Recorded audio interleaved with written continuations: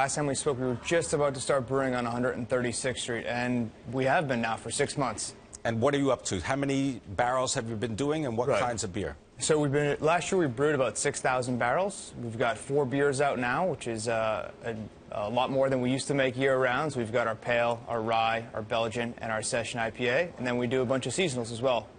What made you decide that you were going to put this in cans and that was going to be receptive in the market? Yeah, I think the first thing is that the can is just a better vessel for the beer. No light, no oxygen, holds the beer a lot better.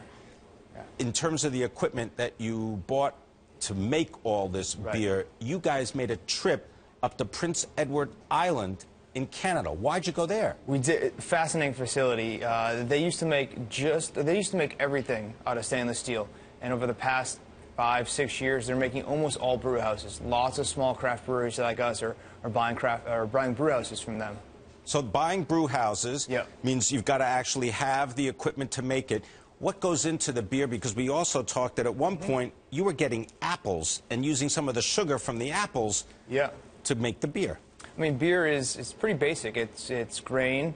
It is hops, water, and yeast, but you can add all kinds of different things if you like. So with our fall beer, we added some apples to put some more fermentable sugar in there. It was a great beer. That sugar fermented out, so it wasn't sweet. It just got a really nice apple taste to it. But yeah, we can do all kinds of things. We're aging some beers in mezcal barrels. We're aging some beers in tequila barrels. So lots of interesting things happening in the Bronx. Give us an update on the distribution of the beer, because that's always an issue. Yeah, so distribution, we are in 3 states now, New York, Connecticut, and New Jersey. So we're pushing ahead in each of those states. New York is such a great place to be because our own backyard has 20,000 places to sell. Now, we started the segment talking about how the growth in craft breweries, I think it's up 25% in the last 2 years. All right. But people may not understand that if you make 60,000 barrels of beer, there's a cutoff point. Below that, it's $7 a barrel excise tax. Above that, $18 a barrel excise tax. And there's a difference between the U.S. and Europe, even though they might make the same kind of beverage, craft beer.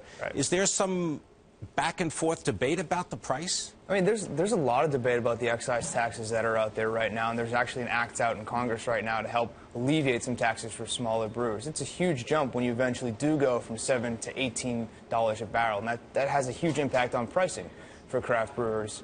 In addition, there's also state excise taxes for brewing as well, and in New York City, city excise taxes. All right, now to get to know you, Chris, just a little bit better, I got to ask you some beer questions. Of course. So what's the most obscure flavor you believe that you've ever put into your beer that you tried? I think the most obscure thing is probably this mezcal-aged beer that we're coming out with. It's our black pale ale, which is a pretty unique beer by itself, and then we aged it in mezcal barrels for 2 years. We're releasing it this Saturday. Mezcal-aged beer. Aged beer, exactly. My goodness. All right, before you get to that, though, you got to have a favorite of what you brew at the Bronx Brewery. What's your favorite beer that comes out of there? Well, I've probably had thousands of our pale ale since we started brewing this a few years ago, so I'd have to say that's still the one I go back to every time. All right, the Bronx Brewery Pale Ale. That's right.